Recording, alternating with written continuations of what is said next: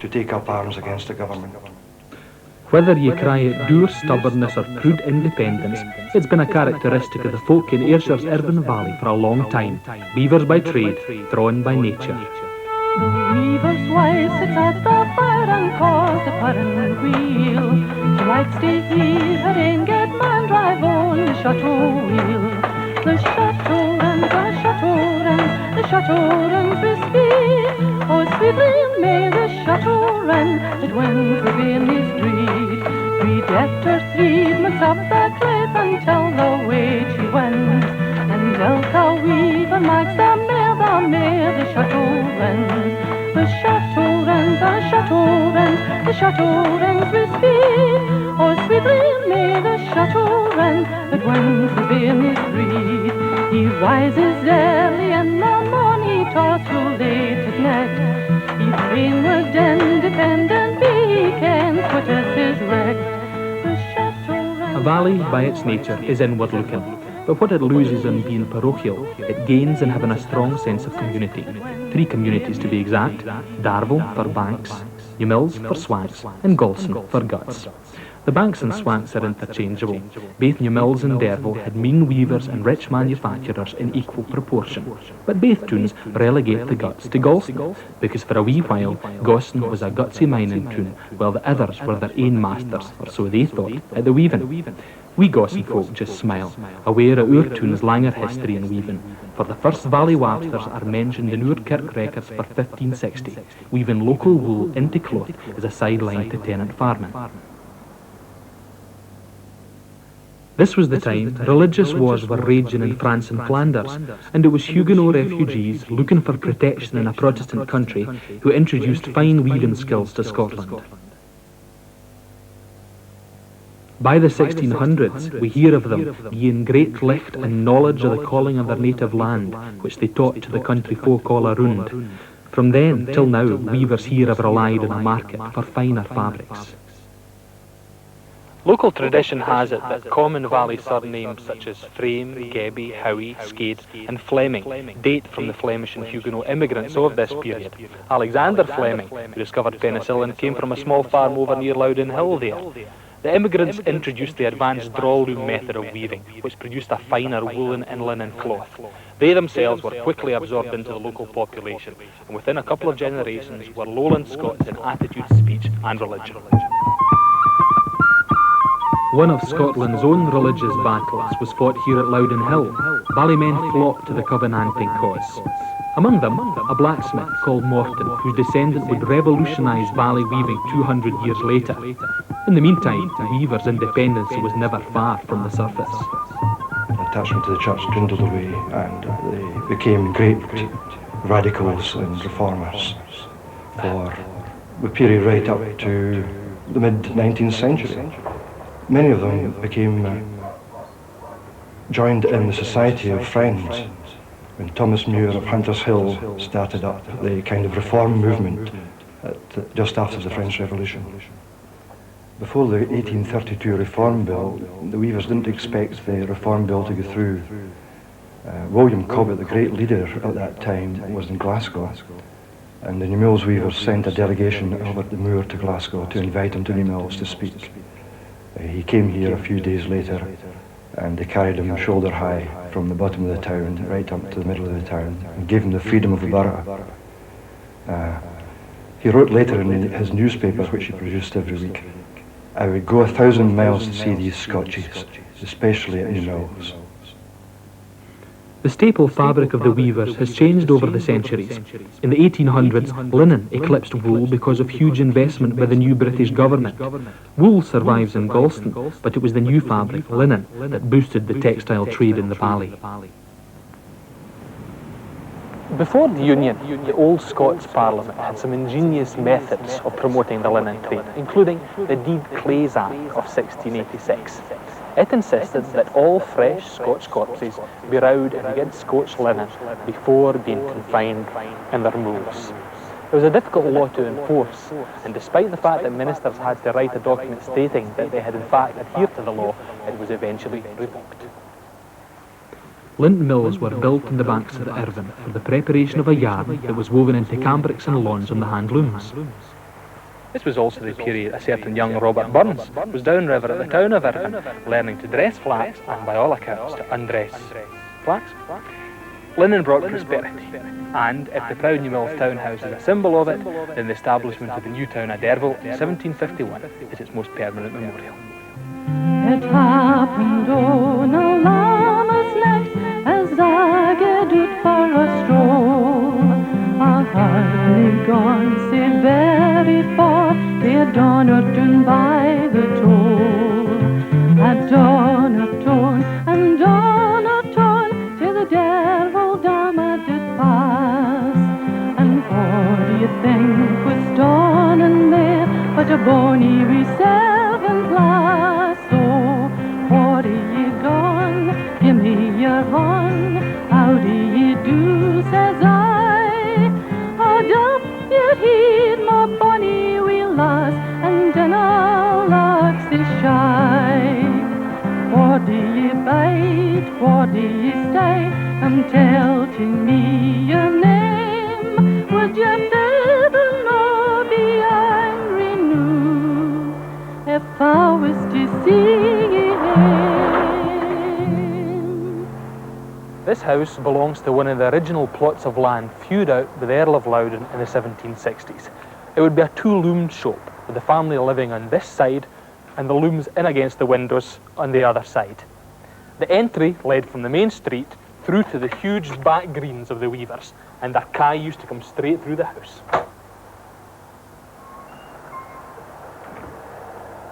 To fend against slumps in the weaving, the weavers used to grow vegetables and keep dairy cattle, so they're self-sufficient in food and they could sell their products to the growing metropolis in the north. As you can see, Derville folk are still obsessed with gardens. In fact, the Mills folk say that they have to hack up their tatties and tumshies with axies before they can get them in their shed door. And see Derville currants, when you pull them out, they're that big and long, you can hear the kye routing in Australia. We used to work on a Saturday morning from 5 to 11 in shifts, and you used to meet the poachers with their bags over their backs coming home. And was this just for pleasure, or was it to get food? To get food, or a bob or two to sell them. I could tell you a wee story about the poachers. This was two old characters, they were right characters. They were in the habit of giving this old woman a rabbit every Saturday. You hear this, I think they'd got drunk and they hadn't been out poaching. They didn't know what to do about this. And they went and got a calf, killed it and skinned it, and gave it to the old woman. And the next Saturday when they went back, the rabbit, well, she, I hope that's as good as the one you gave me last week. After the Napoleonic Wars, the trade declined for a while. There were a large number of ex-soldiers coming into the district and were encouraged by the government to take up weaving. The power of the old master weavers declined, in fact disappeared. The weavers were very poor after that. And if the local weavers hadn't gone into the production of fine woven cloth, linos and so on, they would never have recovered. They would have gone the same as all the other weavers in Scotland in the face of the power loom production. Were they still independent? They were still very much independent. They were artisan weavers. They had their own looms in their own cottages. They got their yarn from the weaving agent who took in the finished cloth. For instance, this house here is a weaving agent's house. And downstairs was his wareroom where he kept the yarn and the finished cloth for the manufacturers in Glasgow and Paisley. This room was his weaving loom shop. The two windows have for two looms to throw plenty of light from the south onto the looms. How were the webs transported to Paisley and Glasgow? The carrier carried them, collected them every week at the road end, shouting "Och der noch for Glasgow," and they would bring out their finished webs, put them in the cart. He would take them back, and the new webs would be brought back, the yarn, to make the next process start up again. The fashion in the year 1800 was for neoclassical gowns in white diaphanous muslin. This was in the days before the agents took over, and two new fabrics, silk and cotton, had arrived on local looms, bringing with them a brief golden age for the master weavers. To decorate the simple cotton fabric, the art of tambouring developed, the weavers' wives and daughters stretching the muslin over a wooden frame and stitching in their designs. What started as a divertissement for ladies grew into a huge industry. Flowerers, as they were called, eventually earned more than their weaver husbands, gradually developing their skills to include lace stitches and embroidery. The trade was tightly controlled by Glasgow and Paisley agents, who sent the sewers the designs stamped on the cloth, the fee due the flowerer, and the time within which she had to complete the piece. It became known as Ayrshire whitework, or Ayrshire embroidery.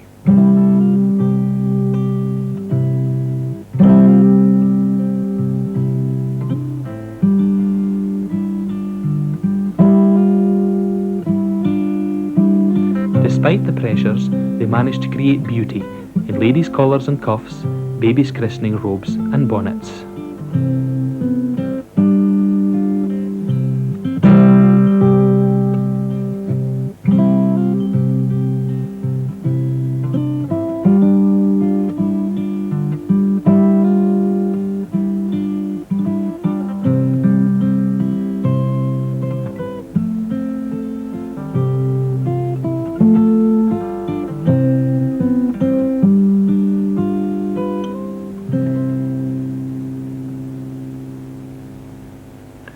By the 1860s, the market for this embroidery had been captured by cheaper Swiss and Madeira lace, both areas inspired by the original Ayrshire work. One Scottish writer described the common sight of old women trying to sell their work in the street with the request, "Will you buy a wee bit flurin, sir?" Fortunately, there's still a few enthusiasts left in this part of Ayrshire with a love of the craft and the desire to pass it on. Well, this has just recently been finished. I just finished it. It took me about 2 years to make it. I feel Ayrshire embroidery is like a garden. You choose your flowers, like you've got the ferns here. To me, it's the most joyous and happy embroidery. I don't think anybody who wasn't happy doing it could do it. The slumps that killed off handloom weaving in other parts of Scotland brought hard times for the valley weavers in the middle of the 19th century, but they survived. The main reason was the luxury lino or madras curtains they specialised in were better than anything that, as yet, could be wrought in power looms. From an estimated 80,000 weavers in the mid-19th century, there's only one outpost of handloom weaving left in Scotland, here in Lithermuir, Kincardineshire, where Ian Dale and William Taylor weave fine linen double damask tableware on jacquard handlooms. Going for a specialist market like the Irvine Valley lino curtain weavers, the quality product survives because of its uniqueness.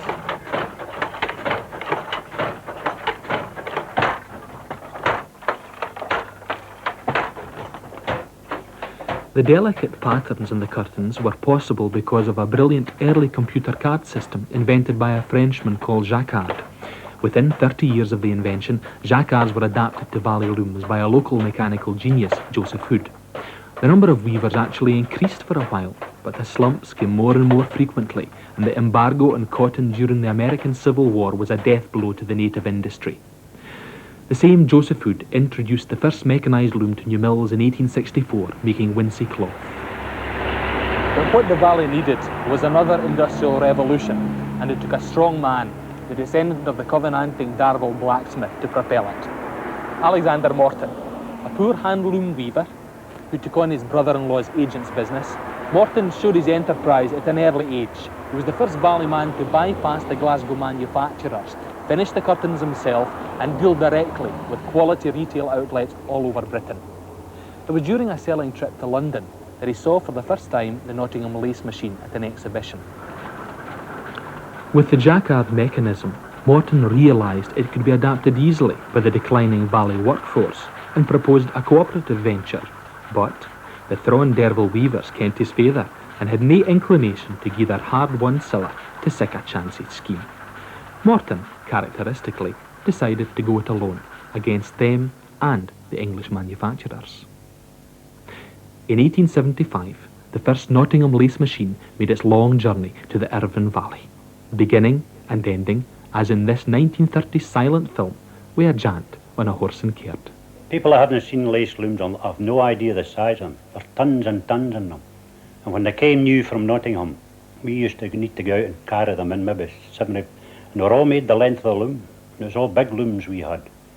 And we'd come off the road, Campbell Street, and there was a dip. And see when you were coming over the dip and it come down on your shoulder. It would force you onto your knees there. Some pieces you couldn't lift them. It was solid. You maybe 9 or 10 years carrying one shaft. In fact, I remember one loom they put in. They couldn't get it in the door. They knocked a hole in the wall and carried it in through the hall. Then a loom builder came up from Nottingham and put the whole thing together.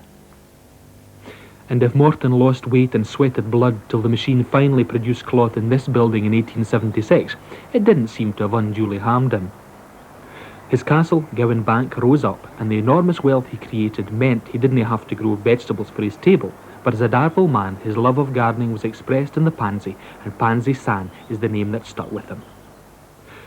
The boom was on, and suddenly Pansy San had his imitators. Within 10 years, there were over 100 lace looms in the valley. The weavers of Galston, Newmilns and Darvel surpassed those of Nottingham in satisfying the Empire's demand for lace furnishings.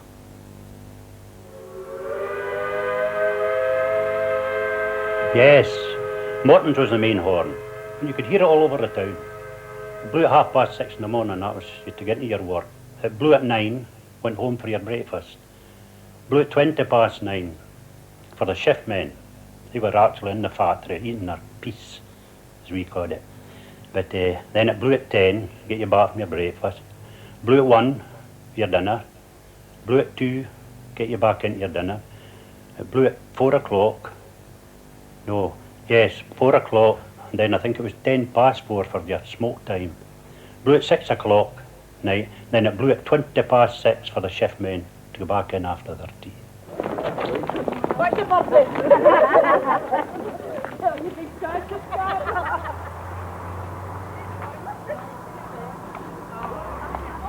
I remember one day out in the boiler house, we were arguing about the slaves. The slaves were stupid and that for this old man says, see, the slaves are no stupid. Says, see, they have to whip them to their work. See, here in Darvel, see, they just blow a horn, see, and they run to their work. Well, that was a great character. Well, when you went into the mill, you started at the Raven off, what we called the Raven off, bobbin stripping. You might be on it 2 months, you might be on it 2 years. You advanced for that to the shuttling. That was putting the bobbin inside what we called the carriage. It was a piecework job. You got paid per 1,000. And it was all by hand, there was no machinery. Then you progressed from that to the spooling. That was the empty spools and the spool boards. You took them off while the machine was going, tied a knot and put them back on. And as I say, in all these jobs you could be 2 months on them, you could be... Some people were in the spooling for 10 years. And you got on to weaving when somebody died or left, or they got more machinery in. That's how you progressed. The weaving was all piece rate. Unless your loom was stopped, naturally you were on time. There was an awful lot of jobs you never got paid for. You had to change all the shuttles in your loom, that was about 3,400 of them. Put in new ones, got nothing for that. You change a great big pattern up on the jacquards, you got nothing for that.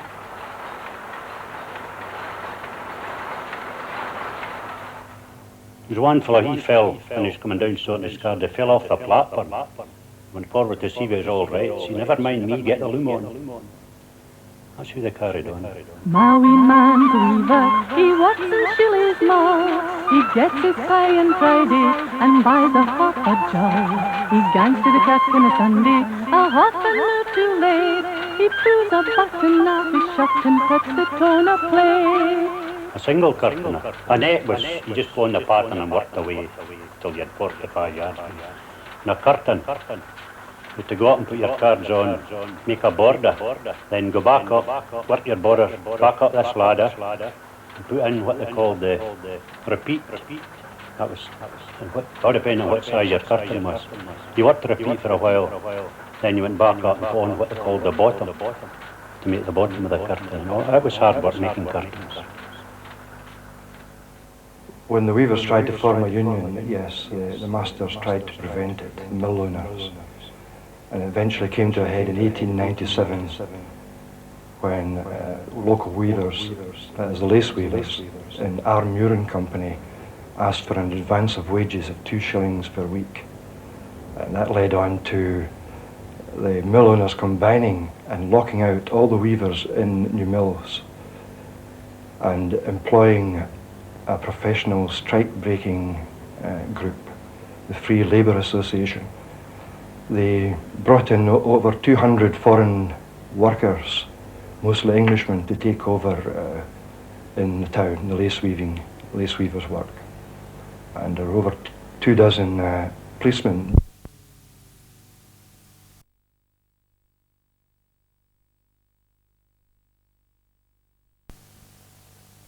Over 24 policemen billeted in the town because of the tremendous fighting and mobbing that was going on at the time. Keir Hardie came in to try and quieten things down a bit because there was a meeting at the time to consider getting gunpowder from the Galston miners to blow the Blacklegs huts up. And my grandfather, David Mayer, wee Doffit in this little portrait here, at that meeting had said to Mr. Hardie, "Look here, Mr. Hardie, it's all right for you, but my neck's been stretched that long that I'd blow them all to hell." And hence the long neck you see in the picture. But really, that was the making of the union. The mill owners won the strike, and they had to go back on their terms and sign a document. But in a clandestine way, they all became members of the union here, and it was a real formation and the establishment of the union. But in the meantime, the community was broken in two. From then on, it was mill owners and workers. But it was against the second and third generation of manufacturer that the workers held the biggest grudge, feeling that they had little knowledge of the factory floor, simply living off profits generated by the pioneers and 2 wartime booms. But if some bosses treated the worker with disdain, others genuinely cared for the well-being of a community they were part of and kept on old workers long after they served any economic purpose.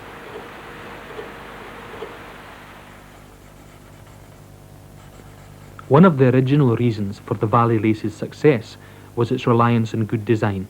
It's a tradition that continues. Well, mostly your client will suggest a particular style, and from that style we draw the sketch. From the sketch it's transferred onto what we call a draft. This is a draft. And we use coloured paint purely as a code. The colours have nothing to do with the colour of the actual fabric. The red is the heaviest part of the fabric. That's your heaviest yarn. The green is a lighter yarn, and the blue gives you, what you would know as the lacy ties. This ground, for instance, comes out like this on fabric. And does this all have to be drawn out by hand? That's traced onto draft paper, which is squared off depending on the gauge of the machine and the quality. And every square has to be accounted for. Leave out a tie, and you're left with a damage on your fabric. So it's important at this stage that the draft is absolutely correct. It's from the draft that the card cutter punches his card. Once we get to the draft stage, we find it correct, having looked over it very carefully. We then send it to the card cutter.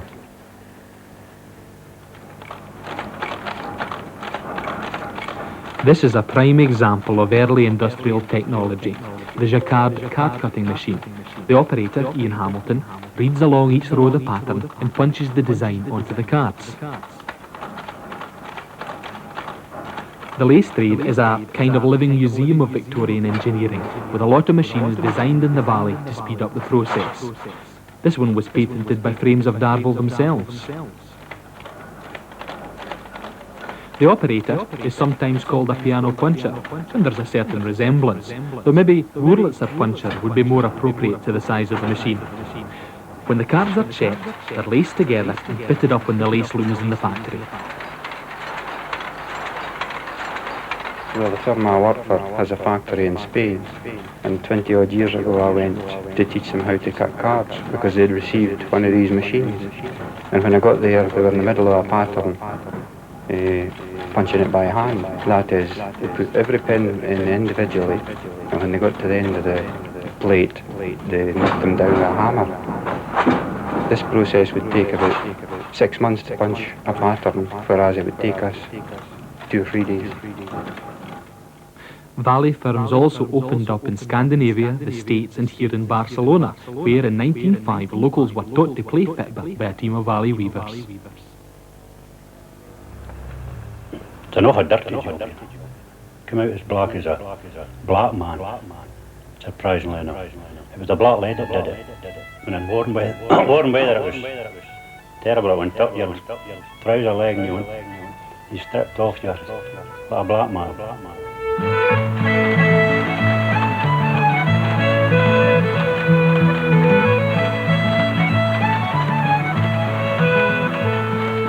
Not all the work was dirty though, as lathes didn't replace the old lino weave completely. The process was mechanised, and it's now known as madras. Although he has no dainty fare, his wages being small, yet he can raise his thrifty wife, keep hungry one to war. The chateau runs we speak, oh sweetly may the chateau run, but when the day is free.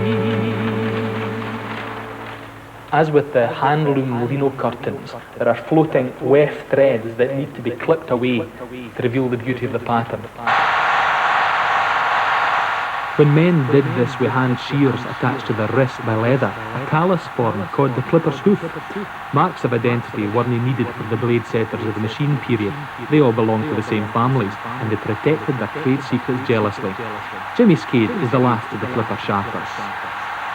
Well, I reckon that my own family would be involved in the clipping for about 1890, roughly. So you can hear better when the machines are on than what I can when the machines are off. I'm a wee bit deaf outside it, but when these are on, I can hear normal, and I can tell whether a pin or a bit of stick or a bit of weft goes through.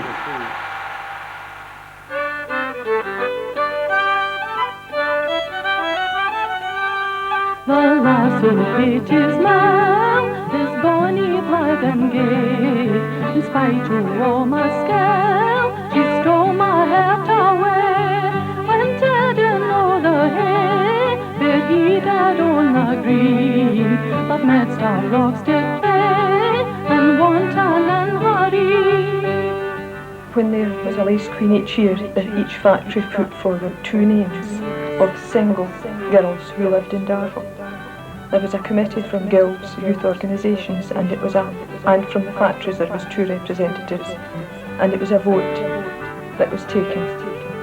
The one with the most votes was the lace queen, and the next 6 were her attendants. I had been to the pictures and I was on the way home from there when someone from the meeting told me, and well, it was just unreal, I suppose. Again, there was a working committee who made most of the dresses were made voluntarily. This dress of mine was actually made by a cousin of my mother's, who did it as a favour for her. The rest of the work was all done by a voluntary committee.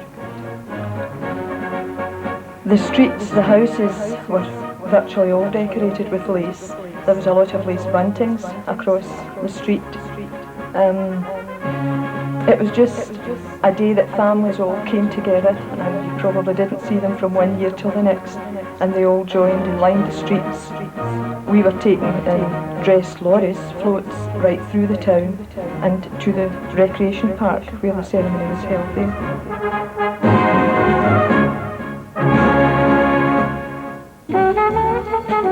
Fashion in the swaying 60s gave a welcome boost to the trade.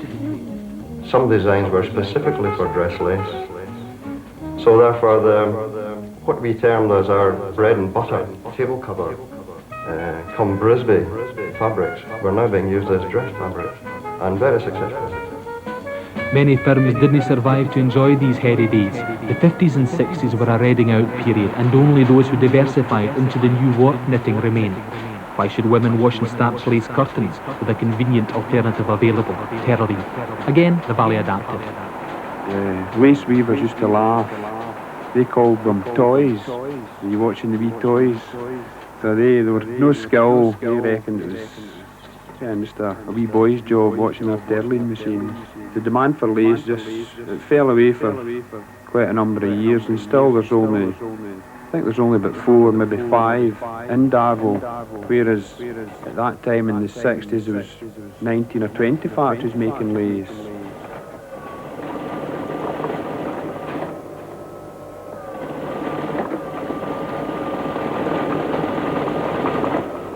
I don't know how many weavers ever left in the valley, but there was 600 at one time. Lace weavers. So the output must have been enormous. Morton's in the square, they had 60 weavers at one time. I don't think there was 60 in Darvel. All of Darvel. I was a lace man all my life. I didn't want to be a lace man. I wanted to be a marine engineer. I thought I've always wanted to be engineer, but I wanted to be a marine engineer. But lace to be was the be all and end all.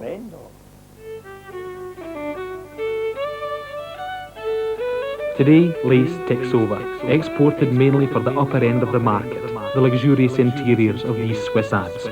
It's the terraline knitted in the wee toys that keeps unemployment down in the valley towns.